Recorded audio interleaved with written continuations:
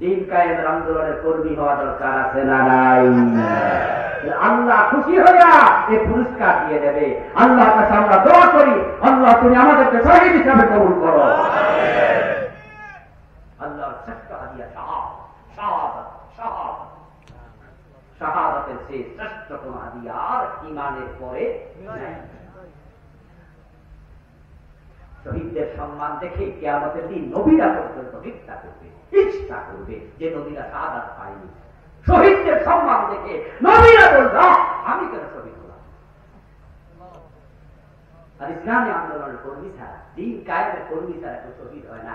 কারণ যে রোজা রাখতে রাখতে মরে যায়, রোজা রাখা যদি কেউ মরে যায় দুপুর বেলায়, আমরা কি শহীদ কম? এটা হজ করতে গিয়ে মারা গেলে শহীদ কম? মসজিদে নামাজে বললে শহীদ কম? শহীদ ভিন্ন জিনিস, যেটা একান্ত দিনের সাথে সম্পৃক্ত। আসল জিনিস একান্ত দিন। এরপর আল্লাহ তাআলা বলেন ওয়ায়াহদি ইলাইহি মান ইয়াশা, আল্লাহ এই পথে শুধুমাত্র তাকে নিয়ে ওয়ায়াহদি ইলাইহি মান ইউনিব, আল্লাহ দিন কায়েমের রাস্তায় শুধুমাত্র ওই ব্যক্তিকে পথ দেখায় যে লোকটা আল্লাহর পথে চলতে রাজি হয়ে গেছে। আসেন এবার আমরা ছোট্ট একটু ব্যাখ্যা করবো, না করলে আবার বুঝে আসবে না যে দিন কায়েম কেমন হয়। এতক্ষণ পর্যন্ত আলোচনা আশা করি একটি বিষয় বুঝতে পেরেছে যে দিন কায়েম করা আমাদের দায়িত্বের অন্তর্গত আছে না নাই? দিন কায়েম করার জন্য আদেশ করেছেন কে? এখন দিন কায়েম মানেটা কি? দিন কায়েম মানে হলো, দিন বুঝিবেন ইসলাম, কায়েম মানে প্রতিষ্ঠা। এইটা আমাদের এখানে ফেলে মাথার উপরে সামিয়ানা। আজ থেকে 4 দিন 5 দিন আগে ঠিক এরকমই কি ছিল না? বাসগুলো শোয়া ছিল। 7 দিন আগ থেকে কাজ শুরু হয়েছে। এখানে যাদেরকে এই প্যান্ডেল কায়েমের দায়িত্ব দেওয়া হয়েছে তারা ঠিক আরেক জায়গায় এটা এরকম করে দাঁড় করাইয়া দৈরাই না দিয়ে দিচ্ছে। এটা বিচ্ছিন্ন ছিল, এগুলো বিচ্ছিন্ন ছিল। কাপড় এক জায়গায় ছিল, বাস এক জায়গায় ছিল, লাইটার এক জায়গায় ছিল, রশি আর এক জায়গায় ছিল, এলোমেলো ছিল। সবগুলোকে এক জায়গায় এইভাবে করা হয়নি। কিন্তু যখন আমাদের সেবা ভাই ও বেটারা বলছে 1 লাখ টাকা 50,000 টাকা তোমাদের দিব, আমার একটা প্যান্ডেল কায়েম করে দাও, তখন তারা এনে আস্তে আস্তে করে মাটি ঘুরছে, তারপর লাড়ি গাড়াইছে, তারপর হিলাইছে, তারপর টাইনা ধাক্কায় দেখছে বারো করে হয়েছে, তারপর উপরে উঠছে, কাপড় লাগাইছে, আস্তে করে ওনাকে বলে দিচ্ছে প্যান্ডেল এখন। নবী মুহাম্মদ যখন এই সমাজে আসেন কোরআন নিয়ে, ইসলাম নিয়ে, তখন ওই সমাজে চোর ধরে হাত কাটার বিধান ছিল? ওই দেশের মানুষ কি মসজিদে হারামে গিয়ে আজকের মতো সবাই মিলে 5 ওয়াক্ত নামাজ পড়তো? ওই সমস্ত জায়গাতে আল্লাহর যে বিধানগুলো প্রিয় নবী 100% কায়েম করেছেন, কোন দায়িত্ব ছিল না, বরং এই লোকগুলো কাবা শরীফের মতো জায়গায় ল্যাংটা হয়ে যাওয়া। তারা নিজের ছেলে নিজের মেয়েকে তারা হত্যা করতো, মদ খাইতো, মেয়ে জীবিত কবর দিত, কথায় কথায় তলোয়ার হাতে নিয়া বাবা ছেলে যুদ্ধে লিপ্ত হয়ে যেত। মানুষগুলোকে, ওই জমানার মানুষগুলোকে আমরা জাহিলিয়াতের যুগের মানুষ বলি, কিন্তু আমার নবীকে আল্লাহ বলে না না, এখানে আপনাকে দিন কায়েম করতে হবে। আল্লাহর নবী ইসলামের প্রতিটা অনুষঙ্গ আজকের প্যান্ডেলের মতো প্রতিষ্ঠিত করে তারপর মারা গেছে। ঠিক আজকের বাংলাদেশে আমাদের দায়িত্ব। 53 বছর বাংলাদেশ চলছে, রাষ্ট্রীয়ভাবে যাকাত আদায়ের কোন পদক্ষেপ নেওয়া হয়নি। আমার প্রিয় ভাইরা, অথচ যাকাত আদায় করা রাষ্ট্রের জন্য নফল না ফরজ? ও মুসলমান, কাকে ভোট দিলাম? এমন লোকদেরকে ভোট দিলাম রাষ্ট্রীয়ভাবে যাকাত আদায়ের উদ্যোগ নেয় নাই। কিন্তু আবু বকরের দিকে তাকাও, সিদ্দিক আকবর যখন প্রেসিডেন্ট, একদল লোক যাকাত দিতে স্বীকার করলো, আবু বকর তাদের বিরুদ্ধে যুদ্ধ ঘোষণা দিলেন। হযরত ওমর গিয়ে বলেছিলেন, আবু বকর আপনি কাদের বিরুদ্ধে যুদ্ধ করবেন? ওরা তো সবাই নামাজি, তারা তো কালেমা পড়ে। আবু বকর জবাব দেন, লাউকাতিলান্না মান ফাররাকা বাইনাস সালাতি ওয়াজ যাকাত, যারা নামাজ পড়তে রাজি, জাকাত দিতে রাজি না, আমি যুদ্ধ করবই। রাসূলের ইসলামের মাঝে পার্টিশন তৈরি করার অধিকার কাউকে আবু বকর, হযরত ওমর আবু বকর আরেক কদমে গিয়ে বলেন, লাউ মানাউনি ক্বালাম কানু ইউদ্দুনাহু ইলা রাসূলিল্লাহি লাকাতালতুহুম আলা বানইহি। তারা যদি আমার যুদ্ধের কথা শুনে জাকাত দিতে রাজি হয়ে যায়, কিন্তু শর্ত দিয়ে দেয়, আমরা উটের জাকাত দেব কিন্তু রশি দেব না। অথচ তারা রাসূলুল্লাহর জামানায় উটও দিত, ওই উট বেঁধে আনার জন্য মদিনা পর্যন্ত তারা রশিও দিত। আবু বকর যদি দেখে তারা রশি দেবে না, আবু বকর রশির জন্য জিহাদ করবে। আমার রাসূলের ইসলামের সাথে সামান্য হেরফের আবু বকর সহ্য করবে না। আবু বকর সিদ্দিক কোটের রশির জন্য জিহাদের ঘোষণা দেয়। 53 বছর জাকাতের সিস্টেমই নাই, আর আলেমরা নাকে তেল দিয়ে ঘুমাচ্ছে। আমি বুঝি না আলেমদের ঘুম আসে কেমনে। জাহেলরা হয়তো জানে না, আলেমরা তো জানে যে আলেমরা একামতে জাকাতের জন্য, একামতে সালাতের জন্য, একামতে কাতরিয়াদের জন্য, একামতে হজ্জে ফেরার জন্য আল্লাহর পথে লড়াই সংগ্রাম করছে না। সবগুলো আলেম আখিরাতে আল্লাহর আদালতের আসামির কাজ করে যাবে, সবগুলো। কারণ এই দেশে দিন কায়েম না হওয়ার জন্য আলেমরাই সবচেয়ে বেশি। কেন বেশি দায়ী? কারণ এই দেশের আলেমরা নামাজের ওয়াজ করার কারণে আলহামদুলিল্লাহ এখনো জুমার দিন মসজিদে মুসল্লি জায়গা দেয়া যায় না। আপনি ঢাকা শহরে যদি যান, একটা মসজিদ পাবেন না যেটা টুই তম্বুর হয় না। আমি উত্তরে একই নামাজ পড়াই, তো তারা আপনার 2 দিন 2 জুমা পড়াই। আমার মসজিদ 5 তলা, 5 তলা মসজিদ ভরে যায় তো 12:30 তোর একটার ভিতরে শেষ 5 তলা। তারপর রাস্তায় হাফ মাইল বা 1 মাইল পর্যন্ত লম্বা।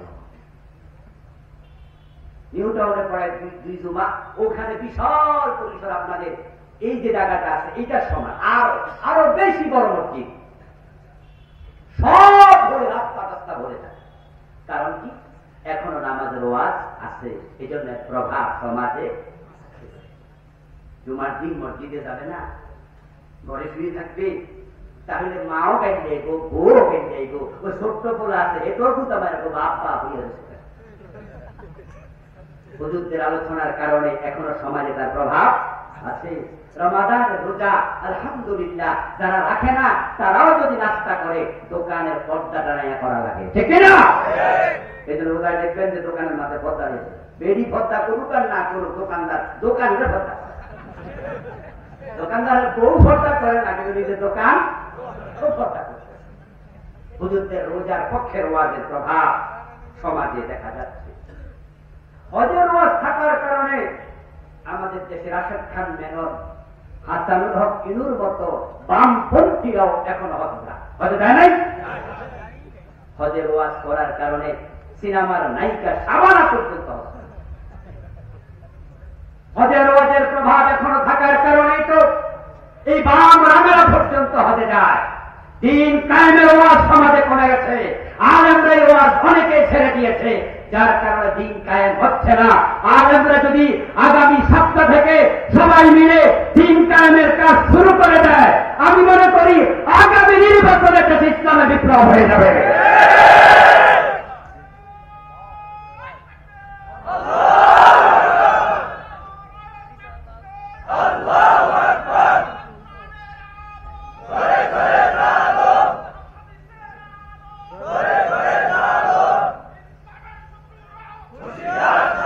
আমার প্রিয় ভাইয়েরা, আলেম ওলামারা যদি সবাই কথা বলা শুরু করে দেয়, দিন কায়েমের জন্য আল্লাহ অর্ডার করেছেন, আমরা কেন চুপ থাকবো?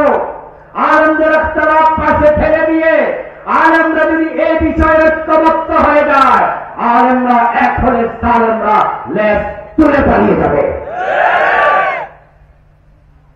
হযরত উলামায়ে কেরামের খেদমতে আমার এবারের নসিহত, 2 হাত জোর করে আপনাদের কাছে নসিহত করছি, অনুরোধ করছি।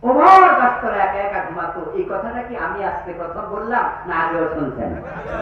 আচ্ছা, আমাদের দেশে যারা মন্ত্রী আছে, এমপি আছে, বাংলাদেশ তো 56,000 বর্গ মাইলের একটি দেশ মাত্র। বিশ্ব মানচিত্রে বাংলাদেশ তো বুঝে পাওয়া যায় না। এই জন্য বিশ্ব মানচিত্রে বাংলাদেশ খুলে আগে ইন্ডিয়া যাওয়া, ইন্ডিয়া গেলে আমরা বুঝি আবার বাংলাদেশ পাওয়ার সম্ভাবনা আছে। ছোট্ট একটি বাংলাদেশ, এর প্রধানমন্ত্রী যখন কোথাও যেত, বাবা রে বাবা,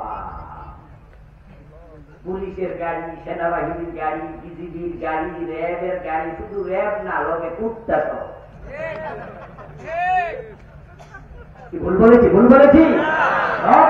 পাঠাই দিত। আরে বাবা রে বাবা, 5-7 লাখ থেকে কত গোয়েন্দাদের আনাগোনা।